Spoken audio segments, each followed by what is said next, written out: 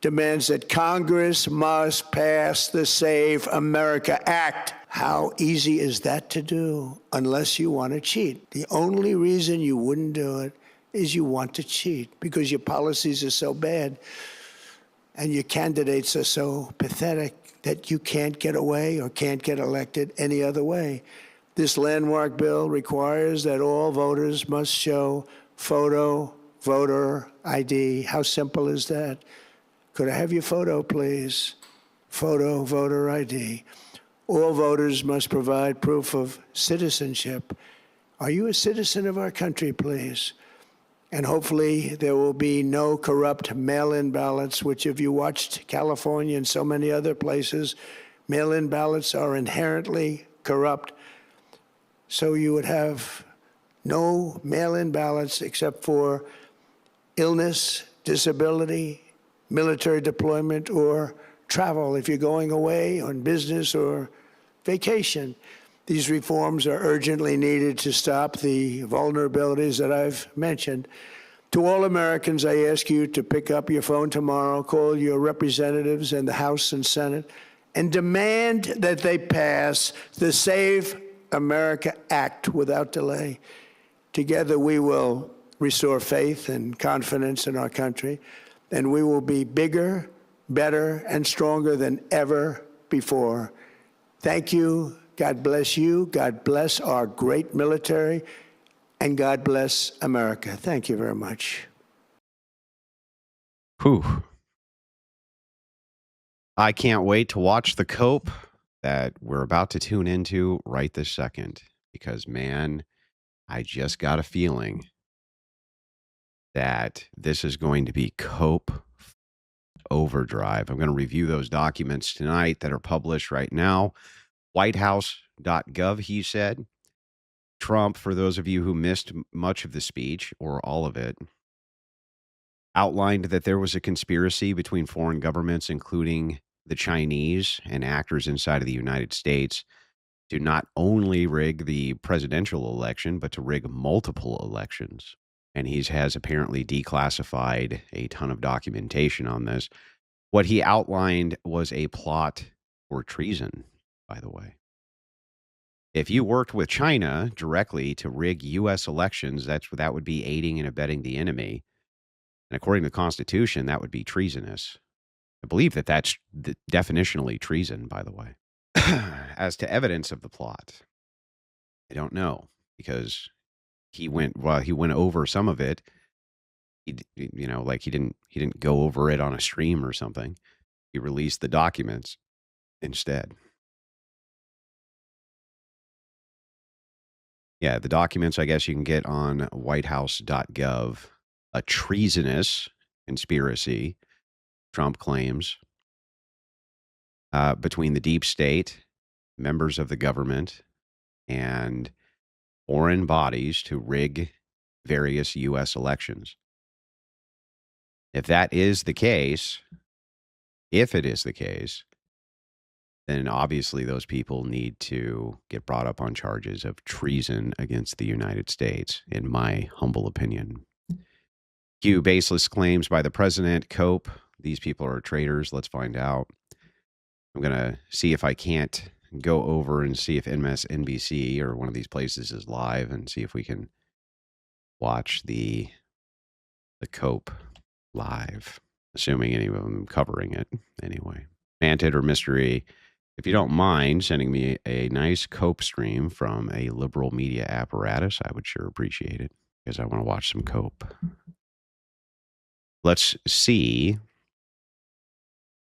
Andrew will never talk about an AIPAC member being treasonous. Boy, I don't know what stream you think you're on, you stupid old idiot. But you ain't on the right one for those allegations. You think that I like AIPAC? I don't like, where did you get your information about me? Did you just go and open up a Cracker Jack box? I don't know where you got your information about me, bro. I don't know. Would not surprise me a bit if AIPAC was involved with source funding for rigging elections. Wouldn't surprise me a bit. Not one bit. And if they did, that's treason, mother. Treason is punishable. Yeah, I know. I know. It's supposed to be. I do want to watch some of the cope. Have Manton or Mystery send us a nice cope stream to watch of some commentators losing their minds about this. Margaret Brennan here. On this question of what we're all doing here, why the president is focusing attention on this, whether it's really about the past or actually about the future, and what we saw in hearings this week, for example, nominees of the president unable to answer the question of who won the 2020 election. There is something here that is unacknowledged and won't be acknowledged by the president and his allies. Is tonight an effort to buttress that, or is it something else? You have these conversations. He thinks you cheated. He's always thought you cheated, you pieces of shit. He always thought that. Say he won it, despite all of what Major laid out, the court cases, the reports, the information shared with the public. So he has never given up that ghost, despite facts. In terms of his motivations, you could connect those dots. In terms of the spin forward of, so what are you going to do if, in fact, the election system is as vulnerable as you claim? Now, Tony, if we take the president at his word, that is the intent, to secure our elections and thus drive up confidence in that machinery of the democratic process, then you would also raise questions, Tony, like why did he cut 1,000 people, a third of the workforce at the domestic agency charged with protecting cyber infrastructure, known as CISA? A third. Why did the Director of National Intelligence Office eliminate the Foreign Malign Influence Center division along with layoffs more broadly there? Why at the State Department did they eliminate the office that countered foreign influence? If the president's intention is to counter that, as he gestured to with the China allegations, with the Venezuela allegations, why would you get rid of the people whose job it is to counter those things? So that's a big question I'm sure a lot of lawmakers will be asking. I have the vice chair of the Intelligence Committee, Mark Warner, joining my program Sunday, and I'm sure we will talk about that. But I also want to bring up some of the intelligence that the president referenced, because CBS on our website, so many of our reporters here do great work behind the scenes trying to chase down and really just fact check things. Our Sarah Lynch, our Jake Rosen covering the Justice Department point out to me Chills. a group of bags found by the government from Obama's presidency that were burned when he talked about don't trust the deep state.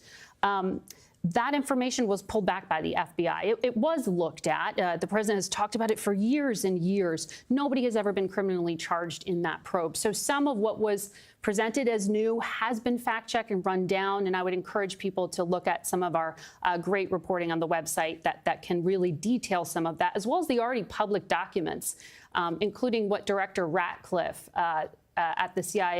Oh, yeah, I'm sure Obama instructed his Justice Department to really investigate the bags of ballots that were cast for him. The Senate Intelligence Committee asked for a review of it.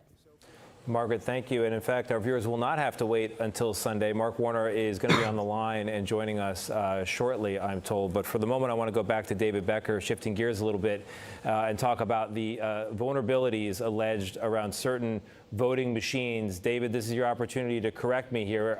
These voting machines, the ones that I have encountered, they have a little jump drive on the side. They don't have an internet connection. And if you were going to hack them, you would have to Tom Cruise your way down and float over it and then put in another jump drive. But even that wouldn't work because there's a box underneath with paper duplicates. And if it doesn't match the electronic record, what are you going to do? I mean, you're busted already. Tony, I'm not going to correct you. You have it exactly right, and Major had it exactly right. And what you didn't see is the chain of custody that is maintained around these machines at all times. They are under lock and key. How could these people have possibly read all of these supposedly declassified documents that they just released? Like, what the f could they possibly be talking about? There's no way any of these people could have read any of this declassified information this quickly. Did they release it earlier or something? I thought he said that he's releasing them on whitehouse.gov immediately. county in the entire country uses machines from that particular company. And it was alleged that this was unknown, that this was kept secret for some time. There was literally litigation that's been gone on over the last 10 years. Ask the election officials in the state of Georgia. This has been publicly discussed for some time. We acknowledge that voting machines, like all technology, have some vulnerabilities associated with them. Nothing is perfectly secure, and we don't trust them. Voting machines are more secure than almost any other technology because they're kept under strict lock and key. They're not connected to the internet, and because we have those paper ballots that we go back to an audit to confirm the results. We all remember in Georgia, they counted those paper ballots. 5 million of them in 5 days after the election, and they confirmed those results were entirely accurate. But David, here's the one thing that I think a lot of viewers will hear and walk away from tonight remembering and fearing: the notion that there are 200. All right, so Manted said they released these about 30 minutes before the speech. That still seems highly unlikely that these declassified documents have been vetted now for their authenticity and information in them. It seems very unlikely to me that they were able to do that within the span of like 50 minutes. It seems like they're just cope lying to me. Thank you for the sub, by the way. I appreciate it.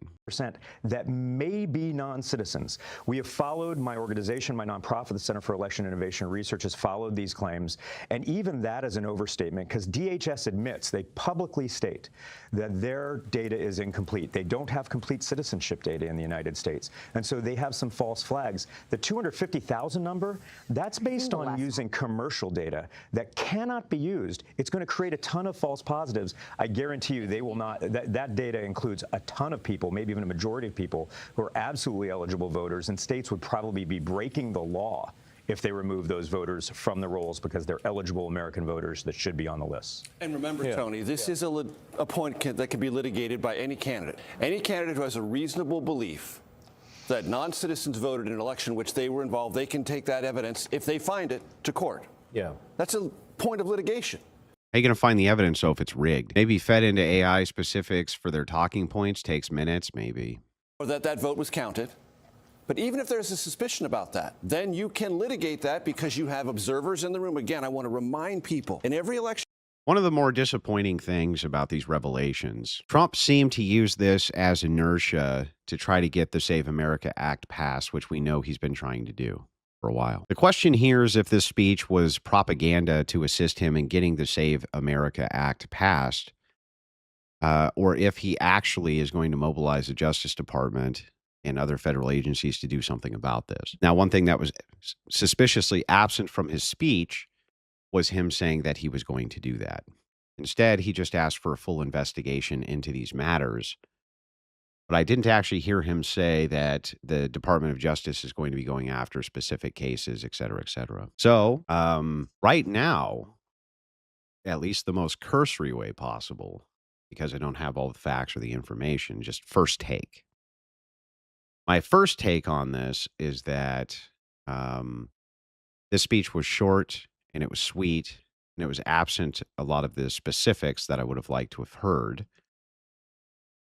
And it seemed more to me like it was almost a campaign speech for the Save America Act to get passed, rather than an actual targeted inquiry, which his Justice Department is going to be doing something about. That's what it seems like to me as of this moment. But what's really interesting is, and we've talked about this, for all the doubt that people have in our system, they continue to churn out by the tens of millions to vote and make their voices heard. 2020, 2024, highest turnout in presidential elections in 100 years. The midterms, 2018, 2022, highest in 60. Are we sure about that, though? Could. Did. There's an enormous gap between could and did. The administration is not asserting did, only could. Yeah. Doesn't mean could is not important, but they are asserting that China did steal voting rolls and other nations stole voting rolls that were not, in fact, a matter of public record. Conspiracy theories, which we've known about before and already knew didn't affect our elections. And hopefully this is the end of it, because I think Americans are tired of hearing us slander the public servants who run elections so well in our country and continue to do that.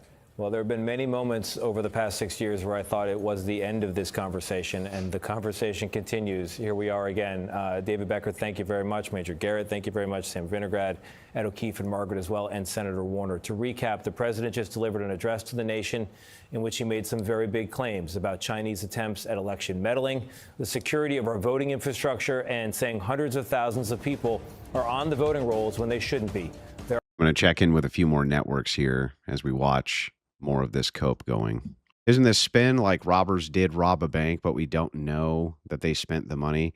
Well, they seem to be saying that this is only allegations of potentialities, but that's not what I heard in the speech. I heard from Trump that there's actually some specific cases here in which this is not just a potential, that that there's some real problems here, especially with our voting rolls and the illegals voting in them.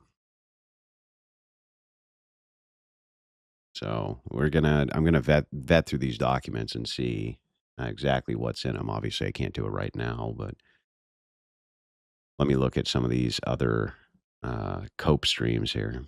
I wonder if Chunk Yogurt is having himself a nice freak out right now.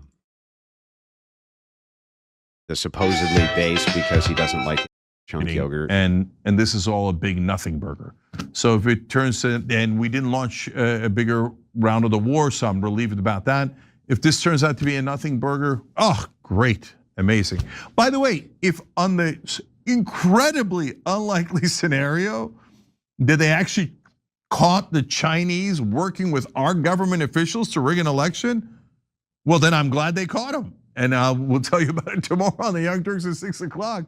And I don't want the Chinese rigging elections. I don't want the rigging elections. I don't want anybody rigging elections. And to be fair to the, no, they usually do it the legal way. We legalize bribery in this country, so they do campaign contributions, media, etc. I've never heard of them rigging elections. So I've never heard of anyone rigging elections except the ones where we caught them. Like the guys that were. I've never heard of anybody rigging elections except the people who have been caught rigging elections. We had to redo a whole congressional race.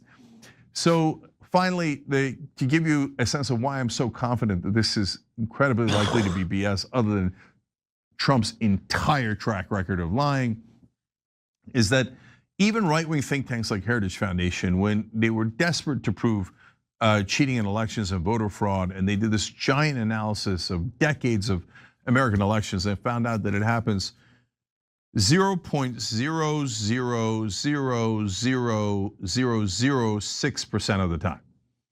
Okay, in other words, almost never. Okay, so that's what happened tonight. That was Trump's speech. We'll look.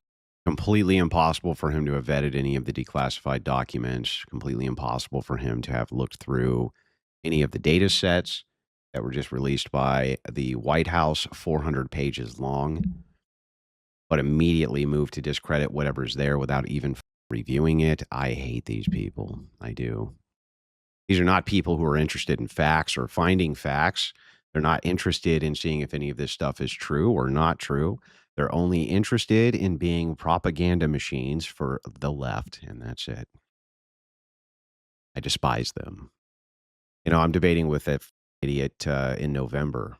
There's another debate con going on in November. I'll be debating that moron. I can't wait. I'm going to tear into chunk like I did last time on Piers.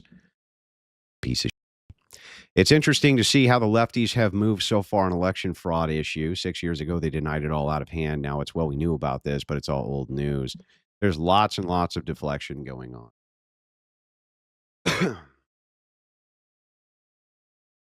Lots of it. But isn't one too many, or am I crazy? You would think it is. Last time I wrecked that guy was on Pierce. I can't wait to do it in person. Can't wait. Watch Chank freak the fuck out on stage. Push them little buttons. Tell Mr. E to keep the smoke in his own country. Build a northern wall. Yeah, I'm told the air quality up north is not very good here in the United States. I expected more out of this press conference. What did you expect out of it? The only thing that I didn't hear was that the DOJ was going to be targeting specific instances and, people who are culpable for it. But that doesn't mean they're not going to. What he outlined was a conspiracy. He claims that it's true. He claims that he released tons of evidence that it's true and that now they have just cause to go after whoever were the conspirators. That's what actually happened.